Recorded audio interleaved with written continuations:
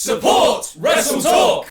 We've got a new US champion! AJ Styles dethrones Finn Balor to be the leader of the Bullet Club, I think. And Sami Zayn is the greatest babyface in professional wrestling, who's also in WWE's main heel faction. I'm Ollie Davis, and this is my review of Survivor Series War Games in about 10 minutes. In Triple H's continued takeover of the main roster, the start of this show felt the most NXT of his reign so far, opening on a video package that intercut the various main featured wrestlers with Ozzy Osbourne, who said, "Welcome to War Games, Sharon." Thank you 2004 for letting me have your Ozzy Osbourne joke. Showing Triple H's commitment to getting rid of gimmick pay-per-views, the Premium Live event started with the first of two War Games matches. Team Belair of Belair, Alexa Bliss, Mia Yim or Michin or Reckoning or whatever she's called today, and Becky Lynch taking on Team Bayley of Damage Control, Nikki Cross and Rhea Ripley, which meant we saw Ripley in full dominatrix mode in two separate cages. Calm down, Dominic. Take a cold shower or beat up your dad or something. The match was really one elongated hot tag build to Becky's climactic return as the last entrant, with plenty of fun spots in the lead-up, like Nikki Cross bringing in all the weapons, her hitting a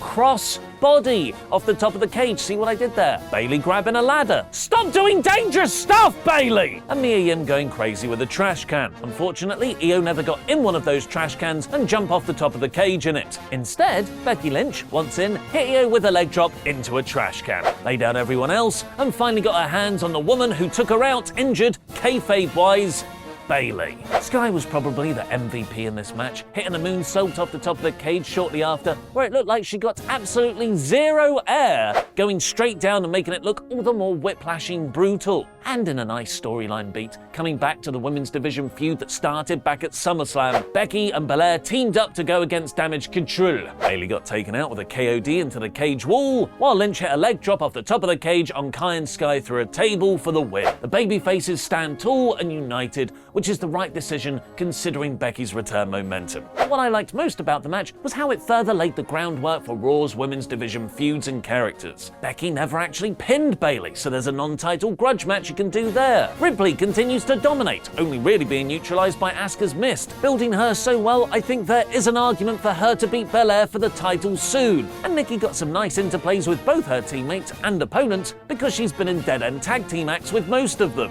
The only downbeat was Bliss, who looks so actively low effort with everything around her, I can only think it's tying in with whatever she's going to do with Bray.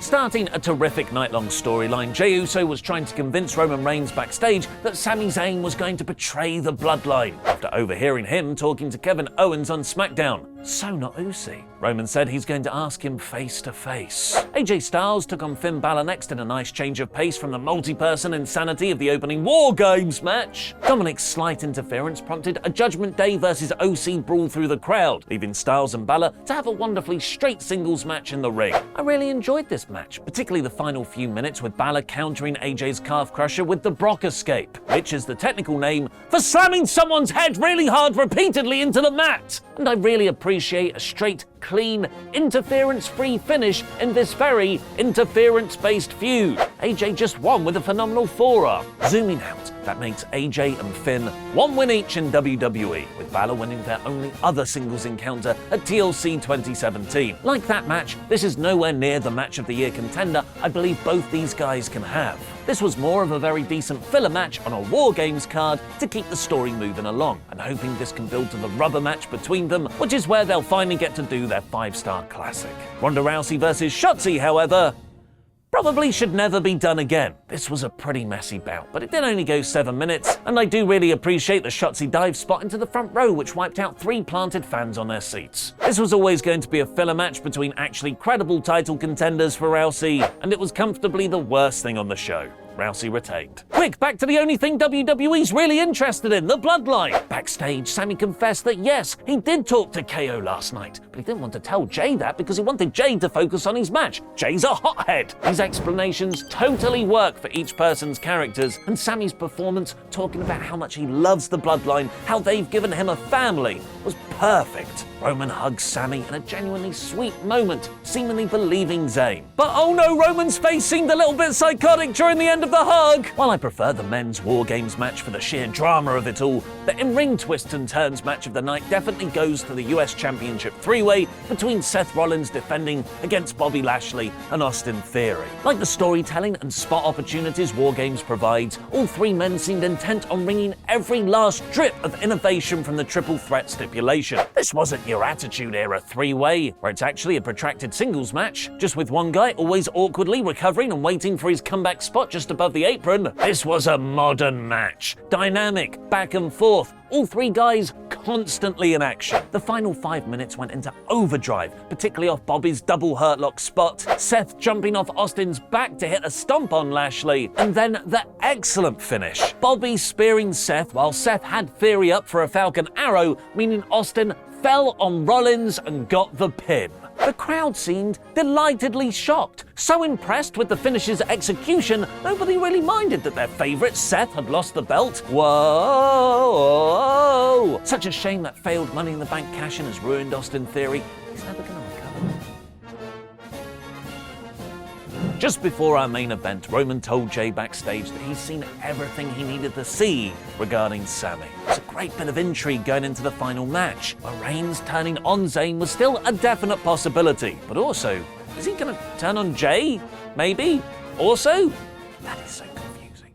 While the opening War Games match was more based around high spots and Becky's return, this one was far more grounded in strategy and character conflict. And when I say strategy and character conflict, I mean entirely exclusively the Bloodline story, character and strategy, and then there were also some Babyfaces there. It wasn't really about Bloodline versus here's some good guys. It was more about the Bloodline versus themselves. Jey Uso started the match against Pete Dunne, where Dunne poetically worked over the right arm of Roman's right-hand man. But rather than let Jimmy go out next, unlocking your tag team champion super combo points, Roman sent in Sami instead, the guy who's been bickering with Jey ever since he joined. In multiple layers, Roman, in his tribal chief wisdom, wanted them to work together and sort this crap out. But also, really, he was testing them to see if he'd have to brutally turn on one of them. More wrestlers joined the match, but Sami was always kept apart from Kevin Owens, who is the main force outside the Bloodline still vying for Zayn's heart. Jey accidentally, or maybe not accidentally, hit Sami with a super kick. A few minutes later, Kevin Owens seems to have it won, hitting a pop-up powerbomb and then a stunner on Roman Reigns. The referee counts, but Sami Zayn has revived himself and stopped the ref counting twa. The stare between them, Zayn almost regretful, Owens seriously pissed off, was outstanding. Still to this point, Zayn had not touched KO, until he low-blowed him, hit a haluva kick, and let Jey Uso of all people hit the splash and get the pin. It was a brilliant, character-driven ending to the match. Sami has fully committed to the Bloodline, and in the storyline beat we needed, Jey finally, genuinely hugged Sami, making the faction stronger than ever. That hug made me way too happy. I actually welled up. Sami is the biggest face in wrestling. He's also a heel who just punched the best man at his wedding in the dick. What's going on? But to those people, I say, even Stevens. Oh yeah, Owens would never turn on his best friend. I remember the ending of Our Evolution. KO rarely looked ashamed whenever he was physically destroying Sami in 2015 NXT. What makes this far more complex is Zayn's obvious hurt at having betrayed his best friend. What a simultaneously lovely and tragic character beat to end the show. Like I said,